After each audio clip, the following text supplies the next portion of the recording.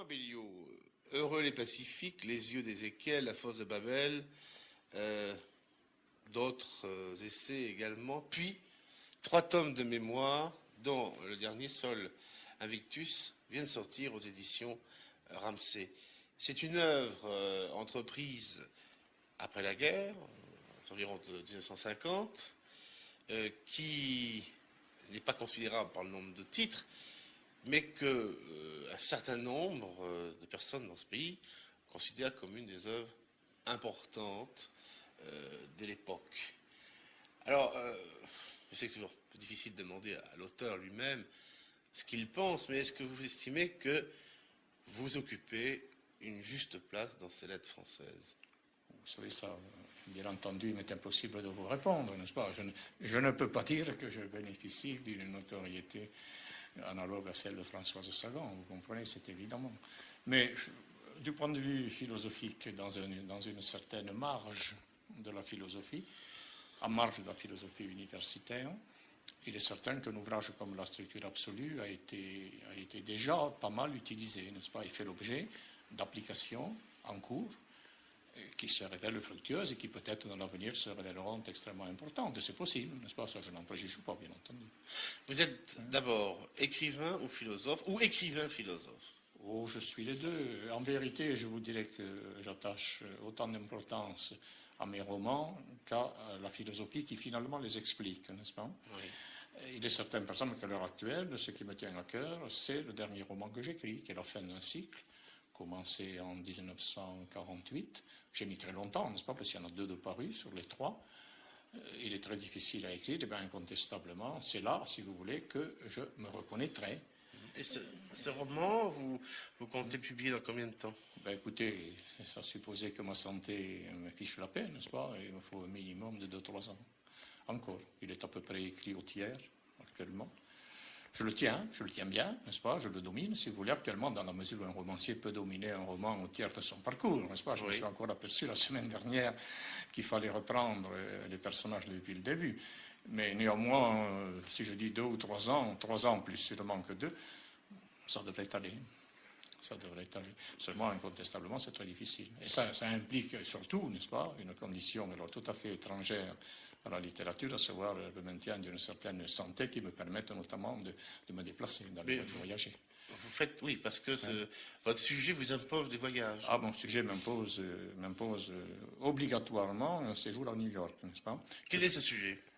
Oh, le sujet, je ne vous en parlerai pas, je peux pas. Mais juste un peu. C'est la suite, n'est-ce pas, des précédents. Les précédents, notamment Les yeux d'Ézéchiel sont ouverts, et puis La fosse de Babel, mettent en scène, si vous voulez, 3 personnages centraux. Symboliquement, je dirais Lucifer, Satan et le Christ, n'est-ce pas? Bon, alors, dans les 2 premiers, c'est non pas le Christ qui a la parole, mais enfin, c'est un personnage, si vous voulez, qui est animé, impulsé par Lucifer et Satan, qui assument leur double contradiction et qui essaient de la dépasser, disons, verticalement, si vous voulez. Bon. Dans le 3e, qui est le terme, alors là, et en même temps, d'ailleurs, qui est contemporain d'événements que tout annonce apocalyptique pour la prochaine décennie, si vous voulez, n'est-ce pas? Moi, je le suppose. Il est certain que, donc, c'est un terme et que là, le conflit atteint son paroxysme. Alors, c'est un sujet de paroxysme, ce qui rend, bien entendu, extrêmement difficile sa mise en œuvre, puisqu'il faut pousser les personnages à un degré d'intensité qu'ils n'avaient pas dans les précédents. Faire une suite, n'est-ce pas, avec les mêmes personnages, c'est incontestablement une gageure, dans la mesure où d'un livre à l'autre, vous êtes obligé d'augmenter l'intensité des personnages. Alors actuellement, je crois bien tenir mon sujet. La scène se passe en principe à New York, que je considère comme symboliquement la ville où, n'est-ce pas, l'apocalypse, au sens traditionnel du mot, prend son visage le plus clair, n'est-ce pas, aussi bien du point, quand je dis le plus clair, attention, là aussi, c'est un peu pas l'antiphrase, il y a une face sombre et une face claire dans une apocalypse. Or, je voudrais non seulement mettre en évidence la face sombre, ce qui va de soi, mais aussi la face claire, c'est-à-dire la sortie. Donc, vous voyez une sortie possible. Ah, mais écoutez, j'ai annoncé, il y a déjà, dans mon journal de 1971, c'est le seul fragment de mon journal que j'ai publié, je ne le tiens pas régulièrement. j'ai annoncé ce dernier roman comme étant le roman du 8e jour. Vous voyez, c'est extrêmement prétentieux, n'est-ce pas? Puisque Dieu, le bon Dieu, se repose le 7e. Oui. Il se repose le 7e, et j'imagine qu'il y a une sortie le 8e, n'est-ce pas? Ou par conséquent, on va au-delà de Dieu, au sens où les grands mystiques comme Maître Eckhart disent qu'il faut dépasser Dieu même, n'est-ce pas? Qu'il y a dans l'homme, dans le château de l'âme, dit-il, n'est-ce pas, quelque chose qui est supérieur à Dieu même. Voyez-vous, c'est ambitieux. Une ambition que l'on comprend mieux en lisant ce dernier livre, Sol Invictus, donc le 3e tome de vos mémoires, dans lequel est tracé plus particulièrement le chemin qui vous a mené, un curieux chemin d'ailleurs, qui vous a mené du socialisme au marxisme, du marxisme, disons, à un socialisme national. Oui, si vous voulez. Hein, disons même fascisme, si vous voulez. Disons même fascisme, mais on y reviendra là-dessus. Oui, bien sûr. Puis à un dégagement politique total, oui, et à une sorte d'ascèse mystique, ou plutôt peut-être ce que vous appelez la gnose. Gnostique, oui, plutôt gnostique. Hein. Donc il est certain que cette émission ne suffirait peut-être pas pour expliquer tout ça, mais en quelques mots. Tout de même, et ça c'est assez important, abordons cette période de votre dernier livre, c'est-à-dire 39. 39, vous êtes prisonnier, oui, vous êtes déçu par le marxisme, très déçu. Il y a déjà longtemps, il y a déjà 2 ans, n'est-ce pas, oui, que je suis déçu. Alors vous avez quitté le marxisme, vous êtes déçu aussi par le socialisme à ce moment-là, et vous cherchez de nouvelles voies pour vous, finalement. Je suis, pour parler très simplement, vulgairement, un plaisirage, n'est-ce pas? Il est certain que depuis 1938, époque où la gauche révolutionnaire du Parti socialiste, appelons-la si vous voulez sommairement trotskiste, n'est-ce pas, a quitté le Parti socialiste, je me trouve orphelin, n'est-ce pas? Je me trouve orphelin au point de vue doctrinal. J'ai été, dans ma jeunesse, dans mon adolescence, très mystique, au sens qu'on peut donner à ce mot du point de vue religieux, religion catholique, n'est-ce pas? Je me suis sorti du catholicisme par une sorte de retranchement douloureux pendant les années de Polytechnique pour être marxiste. Le marxisme était pour moi une religion, ça a été une véritable révélation. Et je suis resté marxiste, donc, je peux dire, pendant une dizaine d'années. J'en ai fait l'expérience pratique, n'est-ce pas? J'étais militant à la base. Je faisais le compte l'autre jour pour essayer de chiffrer tout ça, n'est-ce pas? Pour des raisons tout à fait étrangères à cette émission.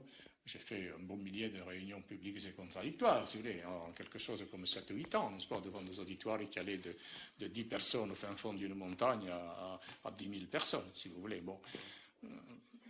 Donc j'étais très militant, j'ai eu l'expérience pratique du marxisme, il n'y en a pas d'autre. Il n'y en a pas d'autre. Ça, si c'est l'expérience purement intellectuelle du marxisme,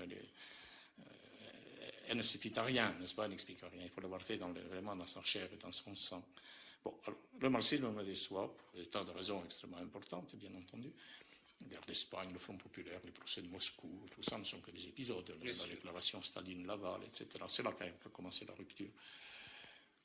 Et je suis en plein tirage au début de la guerre. Je la fais réellement en rendant à César ce qui doit être rendu à César, n'est-ce pas? Sans enthousiasme, en même temps sans révolte. Je la fais.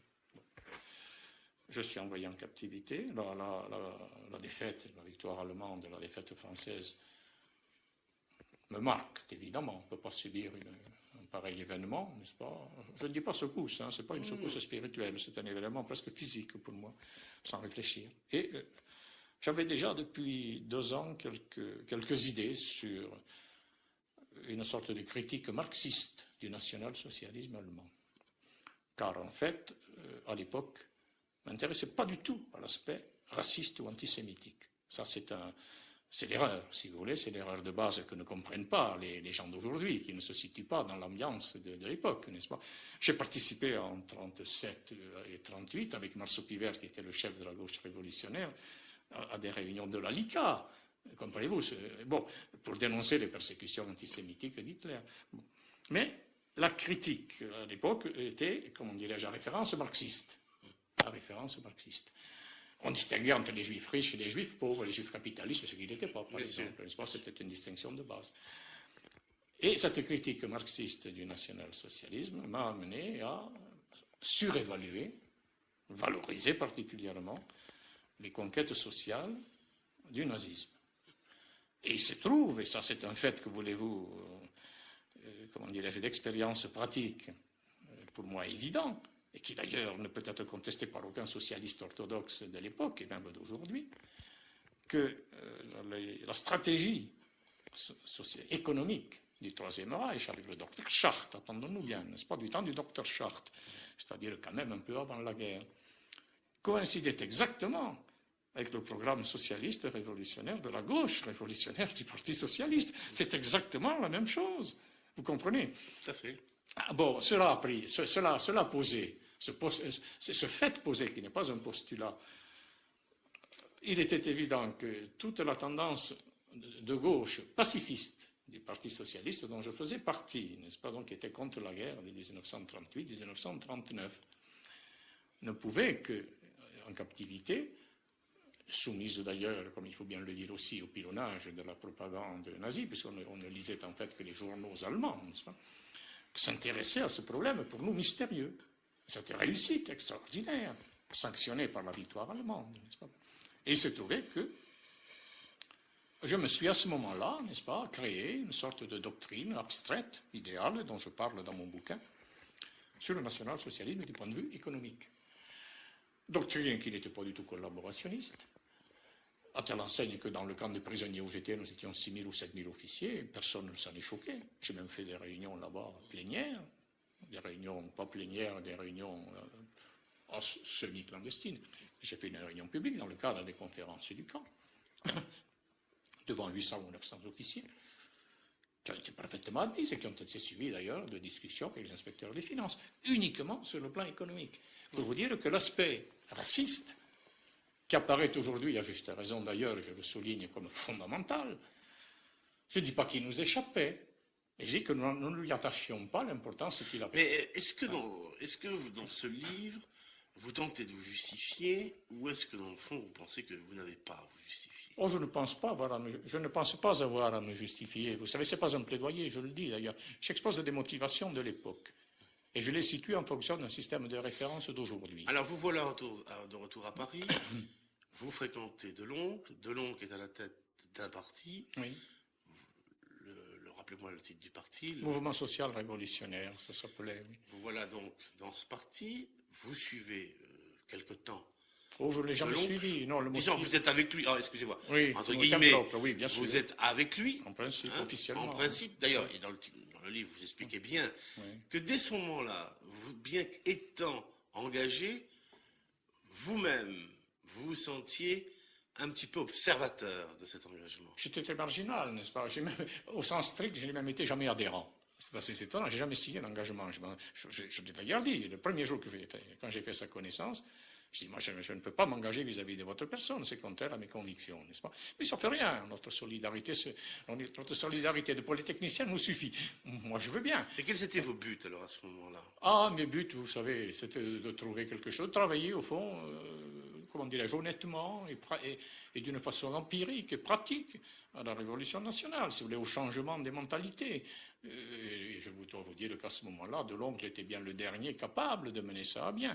Et je n'y serais pas resté plus d'un mois si je n'avais pas rencontré un homme alors absolument fondamental dans ma vie, qui était Eugène Schweller, le patron de L'Oréal, n'est-ce pas, qui a joué un rôle capital dans ma vie, qui m'a empêché de partir, juste au moment d'ailleurs où je me suis trouvé dans la possibilité de faire une fraction clandestine, qui alors était composée de garçons de mon âge, et tout à fait sur mes positions. Alors, il faut rappeler que ces positions, tous ces garçons qui étaient autour de vous, venaient tous de la gauche. Pas tous, justement, c'est là que serait l'erreur, n'est-ce pas? Vos amis venaient de la gauche. Non, cette fraction n'a pu être constituée que parce qu'elle couvrait justement le même éventail que dans le camp de prisonniers. Il y avait un garçon qui représentait l'ancienne Action française, qui était Jean de Castellane, qui a été longtemps rédacteur au Figaro, n'est-ce pas, après la guerre. Et il y avait des gens venant du communisme. Incontestablement, la couche que nous avons touchée était essentiellement constituée par des gens venant de la gauche et qui, comme nous, cherchaient la nouveauté. Deloncle apparaissait comme un homme vierge, si vous voulez, politiquement. Ce n'était pas vrai, mais il apparaissait ainsi. C'est comme ça que Eugène Schweller, le grand patron de L'Oréal, le considérait, n'est-ce pas? Un homme vierge, capable pratiquement d'imposer une certaine révolution économique.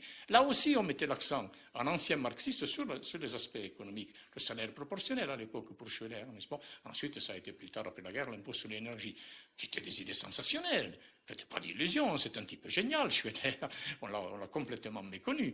Bon, et surtout, alors, affectivement, un type tout à fait épatant, n'est-ce pas? Il y avait une affectivité chez lui, une foi, exactement l'antidote de l'oncle. Alors, et cette fraction, alors, était vraiment à la fois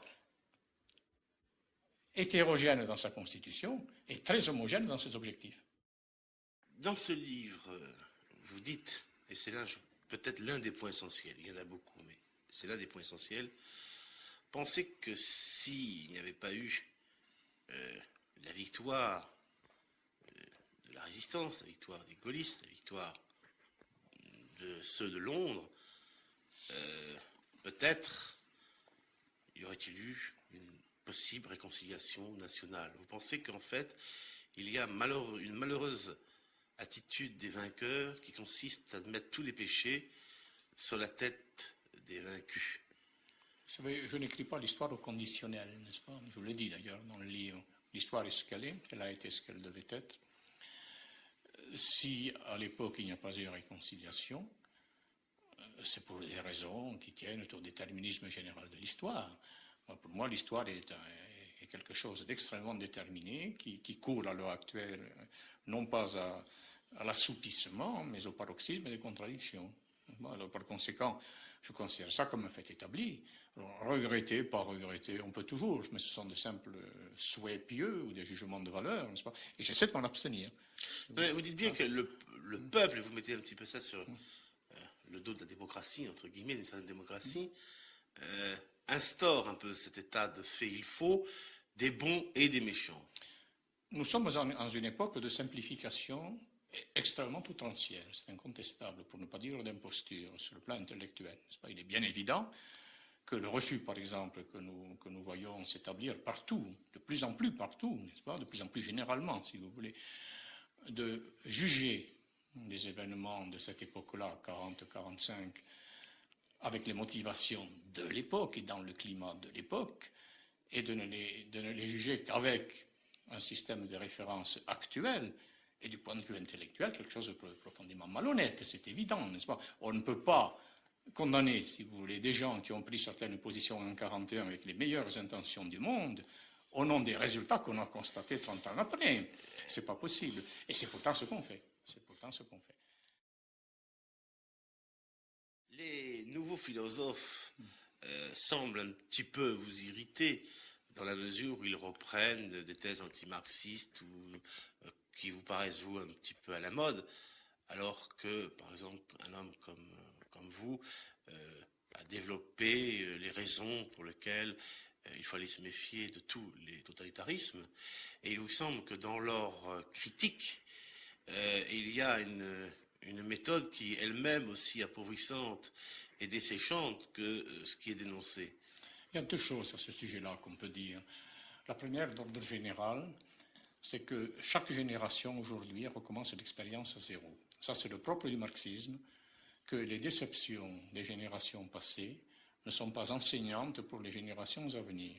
Il est un fait que la génération des années 30, celle qui, si vous voulez, est venue à la politique active dans les années 30 et qui a connu les grands soubresauts des crises de l'époque, du point de vue marxiste, c'est-à-dire qui ont commencé même à la fin des années 20. Enfin, moi, je n'étais pas encore, si vous voulez, à ce moment-là, politiquement un militant. Enfin, il y a eu déjà toutes les exclusions des intellectuels au cours des années 20, surtout à la fin. Bon, mais moi, si vous voulez, je suis entré donc dans la politique à une époque où le Parti communiste refusait les intellectuels, tactique classe contre classe, n'est-ce pas? Donc, je suis entré dans l'opposition du Parti socialiste. Bon, mais nous avons connu, au cours de cette décennie 1930-1940, toute une série de crises qui ont commencé par la déclaration Staline-Laval de mai 1935, qui a une importance historique capitale quand on la situe dans sa relativité par rapport à l'histoire du XXe siècle. Il y a eu l'imposture du Front populaire, il y a eu l'imposture ou les impostures de la guerre d'Espagne, il y a eu les procès de Moscou, il y a eu l'échec du Front populaire. Ça nous a secoué. Bon, nous avons fait notre critique du marxisme à partir de cette pratique-là. C'est l'être nul et non avenu pour les générations de pendant la guerre et d'après la guerre, ça, vous comprenez. Les jeunes gens qui ont adhéré de très bonne foi au Parti communiste, par tempérament et par passion socialiste, en 1944 ou 1945, mais je les comprends parfaitement. Je voudrais qu'ils me comprennent eux-mêmes. Moi, vous comprenez, ce qui n'est pas possible, justement. Je les comprends, ils ne me comprennent pas. Mais il est un fait, c'est la première chose que je voulais dire, qu'on ne peut pas demander aux générations d'après la guerre de tenir compte de notre expérience à nous d'avant. C'est un fait historique, celui-là, que je regrette bien sûr si vous voulez, mais c'est un fait historique que les déceptions que peut engendrer le marxisme, il faut les avoir vécues soi-même. Le fait que vous ayez été en exil, le fait que vous ayez eu un procès, est-ce que ça vous a rendu amer, ou est-ce que vous avez semblé que dans le fond c'était juste? Ah non, dès 1944, j'avais fait ma révolution intérieure. J'ai parfaitement admis, vous comprenez. Bien entendu, on peut toujours se dire, je serais mieux quand même si je n'étais pas obligé de me cacher, je serais mieux si je pouvais passer les frontières tranquillement avec un passeport régulier, bien sûr. Qu'est-ce que c'est votre révolution intérieure? Qu'est-ce que c'était? La révolution intérieure, c'est d'abord une rencontre. C'est la rencontre de cet homme de combat en 1943, qui m'a finalement sorti de la politique, ou qui a commencé à me sortir de la politique à ce moment-là, au nom d'un certain nombre de postulats métaphysiques, ou philosophiques en tout cas, que j'appellerais gnostiques, n'est-ce pas? C'est le deuxième point d'ailleurs que nous avons laissé tomber en passant sur la critique des nouveaux philosophes. Les nouveaux philosophes, selon moi, ont fait une révolution intéressante, importante dans la critique générale du pouvoir. Bien qu'ils soient venus un peu comme les carabiniers, je vous dis, nous avions fait, nous aussi, cette critique-là aussi, n'est-ce pas? Les surréalistes l'avaient faite avant les années 40. Mais le deuxième point, c'est qu'ils l'ont fait qu'à moitié. Comme d'ailleurs les surréalistes. Même un homme comme André Breton est resté à mi-chemin dans sa critique de la politique de l'époque. C'est la révolution qui fait passer de la mystique à la gnose, n'est-ce pas? Bon, ça c'est le point fondamental, et c'est le saut que n'ont pas fait, à mon avis, les nouveaux philosophes. Il faudrait que vous expliquiez, peut-être pour nous un petit peu, ce qu'est la gnose. La gnose, d'un point de vue, alors évidemment pas historique, d'un point de vue, en donnant ce mot son sens étymologique et non pas son acception historique de la gnose chrétienne des premiers siècles, n'est-ce pas? Bon. Je la définirai essentiellement par opposition à la mystique. La mystique, c'est la foi, n'est-ce pas? C'est la reconnaissance intérieure d'un certain état de dépendance par rapport à la divinité, à une puissance mystérieuse qu'on appelle, comme on veut, la providence, et qui vous amène à vivre dans un état de participation confus, d'ailleurs, n'est-ce pas? La mystique, au fond, le mystique accepte fort bien la disparition de son individualité. Il se fond en Dieu. Tandis que la gnose... La gnose, au contraire, il rentre en lui-même. Tandis que le mystique se déclare ravi, et ravi hors de lui-même. N'est-ce pas? Porté hors de lui-même par cette sorte de dilatation de sa puissance. C'est l'inverse pour la gnose. Est-ce que c'est un chemin facile à suivre pour beaucoup? On ne peut pas dire qu'il est facile ou difficile, chacun le suit pour lui-même. D'ailleurs, voudrait-on le suivre qu'on ne pourrait pas, vous comprenez? Ce n'est pas une question de volonté, ça c'est véritablement une question de destination. Vous dites que depuis 1944, vous avez fait votre révolution intérieure et que la politique ne vous intéresse plus, ne vous concerne plus, mais est-ce qu'elle ne vous passionne pas encore tout de même? Elle m'intéresse comme une illustration des principes de la métaphysique. Autrement dit, je rattache la politique à une métapolitique. J'essaie de rattacher l'histoire à une histoire invisible. Ce qui est d'ailleurs très, comment dirais-je, partiel encore, n'est-ce pas? En fait, je ne crois pas que l'histoire ait une fin particulière. Et quand on parle d'histoire invisible, on suppose quand même qu'il y a une certaine finalité. Mais néanmoins, au-delà de l'histoire actuelle, j'essaie, si vous voulez, de concevoir des liens qui ne sont pas des liens de cause à effet, et ce qu'on dégage habituellement dans la critique historique ou politique. J'en ai donné des exemples dans mon bouquin pour bien illustrer la chose. Je considère par exemple que le peuple juif est un peuple transhistorique ou métapolitique, et qu'on ne comprend pas la question juive si on la borne simplement à l'histoire politique du peuple juif. Et ça, c'est fondamental. Qu'est-ce que vous entendez par métapolitique pour le peuple juif? Le peuple juif est réellement le peuple élu pour moi. Vous comprenez, c'est une appellation à laquelle je donne son sens plein. Le peuple élu dans la mesure où il ne sépare pas le créateur de la créature.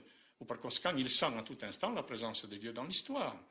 Comprenez-vous? Ce qui ne va pas sans contradiction, ce qui ne va pas sans catastrophe, je dirais même. Parce qu'il est bien évident comment dirais-je, prétendre mener une politique selon des principes divins, c'est contraire au fonctionnement même de la politique. La politique est quelque chose qui s'enferme dans des lois, n'est-ce pas? Une société s'enferme dans des lois, elle ne peut pas vivre sans loi. Or, bien entendu, une conception divine est une conception où les principes, par exemple, d'autorité ou de liberté prennent une toute autre dimension qu'au sein d'une société. Voyez-vous la différence? C'est une différence capitale. Une société, forcément, tend à se clore. Au contraire, le gnostique, dans sa communion avec le divin, tend à supprimer toutes les clôtures. Mais cette notion de divin, de gnostique, est-ce que ce sont des notions encore très, très vivantes disons, pour beaucoup? Ben, pour très peu de personnes aujourd'hui, incontestablement. Mais ce sont elles, justement, qui peuvent permettre de survivre au passage apocalyptique prochain, vous comprenez. Et ces notions sont des notions qui sont à la fois très, très abstraites, dans la mesure où on les rattache à des postulats métaphysiques comme celui de l'interdépendance universelle, mais où elles sont également très, très concrètes, dans la mesure où elles sont à la base d'une nouvelle logique. Nous sommes aujourd'hui, dans la civilisation occidentale, en présence d'une crise totale des fondements logiques ou épistémologiques de notre civilisation. C'est ça le drame, la chose grave et capitale. Or, cette crise des fondements, on ne peut pas la dépasser sans changer de logique. Vous vous rendez compte de l'importance? C'est un changement qui, depuis 2500 ans, tout est en train de changer de face. Il est bien évident que ça ne va pas se faire par un coup de baguette magique, sans référence à des notions supérieures. Il faut faire dépendre l'inférieur du supérieur et non pas l'inverse. Or, actuellement, c'est ce qu'on fait. On fait toujours dépendre le supérieur de l'inférieur. Alors, c'est pas, à votre avis, c'est en allant vers le haut. Est-ce que c'est en allant vers Dieu? Pour parler très simplement, d'une façon pratique, alors, sans employer de grands mots qui ne sont pas définissables comme Dieu, n'est-ce pas? Je n'ai presque pas besoin de cette hypothèse, je vous dirais, comme disait Napoléon, n'est-ce pas? Excusez-moi. Je vous dirais que le postulat de base, c'est le postulat de l'interdépendance universelle. Ou bien on ressent ce que c'est que l'interdépendance universelle, ou on ne le ressent pas. Voilà la grande frontière, voilà la grande séparation entre les êtres. Et cette indépendance universelle, elle devrait nous obliger à quoi? Elle met en jeu la notion d'individu, pour commencer, de sa culpabilité, je dirais même de sa responsabilité. Elle met en jeu les notions de cause et d'effet. Voyez-vous comme c'est important, même en science. Si vous admettez l'interdépendance universelle, vous avez une conception du temps qui est entièrement révolutionnaire par rapport à la conception du temps successif. C'est l'éternel présent. Tout est parfaitement cohérent et déterminé. Vous avez foi, on le sent très bien dans ce que vous dites. Est-ce que vous croyez que lorsque vous écrivez toutes ces choses, tout ça, tout ce méchage peut changer finalement le monde? Est-ce que vous avez envie de changer le monde? Mais le monde changera sans moi, vous comprenez. Vous avez envie d'y participer à ce changement? Je suis obligé, je n'ai pas envie, je suis obligé, écoutez, chacun d'entre nous mange, respire à sa façon, ben je pense à ma façon. Cette pensée m'est venue, et pourquoi lui dirais-je contraire alors que je me sens parfaitement consubstantiel ou cohérent avec elle, vous comprenez? Vous avez commencé comme mystique, et maintenant peut-être plus âgé, vous êtes toujours tout de même du côté vous n'aimez pas le mot Dieu, peut-être pas, je ne sais pas, mais enfin du côté du dépassement de soi. Ah, je suis incontestablement pour une révision des problèmes de l'individualité. Je ne considère pas que le moi, l'ego, si vous voulez, puisse être considéré philosophiquement comme indépendant. En d'autres termes, je mets en cause, mais alors là c'est capital, la notion de libre arbitre. Comme ça, je la mets en cause fondamentalement au nom de l'interdépendance universelle. Et je dirais que c'est là, pour moi, l'origine, le fondement de toute sagesse. Et il y a un mal, il y a un bien, Raymond Abellio? Ah oui, incontestablement. Seulement, et ça j'en parle longuement dans ce livre. J'essaie d'en parler parce que incontestablement c'est un problème, comment dirais-je, qu'on ne peut pas épuiser par des mots. Il y a incontestablement un problème du bien et du mal, que d'ailleurs je le sens dans ma chair, parce que je suis quand même un descendant de Cathare, vous comprenez. Je suis originaire de la montagne ariégeoise, et j'ai respiré le catharisme en même temps que mon premier souffle, n'est-ce pas? Et ça, cette notion du bien et du mal, c'est celle-là, la notion fondamentale du catharisme. Raymond Abelliou, pour vous, il existe un bien, il existe un mal? Moi, je crois incontestablement la réalité du mal. Le problème, c'est de savoir si c'est un mal relatif ou un mal absolu. Voilà, au fond, le seul problème. Et alors là, j'avoue, je crois qu'on peut parler quand même de mal absolu à l'époque chrétienne. Par exemple, je considère que tuer quelqu'un, c'est le mal absolu. N'est-ce pas? La seule solution qu'on peut trouver, et qu'on ne peut trouver qu'au fond de soi-même, c'est dans le livre de Job qu'on la trouve. Tout le livre de Job est une méditation, vous le savez, sur le problème du mal, la méchanceté de Dieu, de Yahvé, n'est-ce pas, en quelque sorte, qui étonne Job, qui étonne les consolateurs et les accusateurs de Job, qui sont les mêmes. Et puis le problème est résolu en quelques lignes à la fin du livre de Job. Mais en quelques lignes, c'est extrêmement étonnant. Et c'est là, tenez, que s'opère la charnière entre le mystique et la gnose. Ces quelques lignes, il dit, Dieu parle, Yahvé parle, et simplement en deux vers ou trois vers, Job répond, maintenant j'ai compris, maintenant je t'ai vu et entendu, j'ai parlé sans connaissance, maintenant que je t'ai vu, j'ai compris. Point final.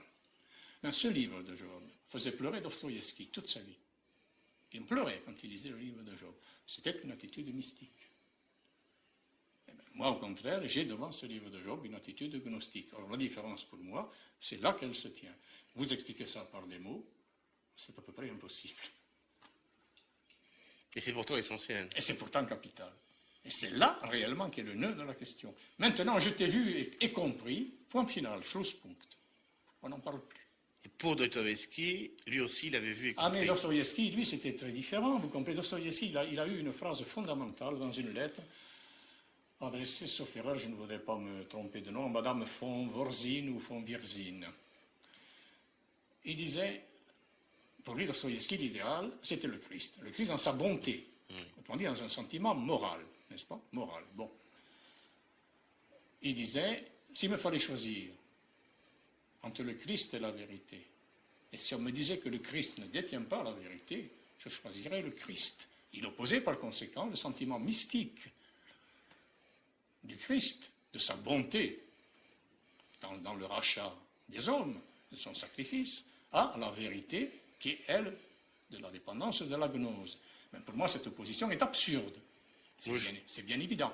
Et je suis alors entièrement d'accord avec un autre courant, non moins chrétien que celui-là, mais davantage, je dirais, christique, qui est celui, par exemple, de l'homme comme Maître Eckhart, qui vous dit à peu près textuellement, mais quand on parle de la bonté de Dieu, c'est pas sérieux. Dieu n'est ni bon ni méchant, ni le meilleur. Quand je dis que Dieu est bon, je parle aussi mal que possible, dit Maître Eckhart. Et je traduis ça par une formule lapidaire, si vous voulez. Dieu n'est ni bon ni mauvais. Il est, dans l'absolu de l'être, et c'est tout. Ne mettez pas de jugement moral derrière. Vous préférez la vérité à la bonté? Je ne peux... Écoutez... Vous choisissez la vérité? Je ne choisis rien du tout. Je refuse toute notion de choix, justement. Je choisis la vérité en elle-même parce qu'elle inclut la bonté. Elle inclut la bonté.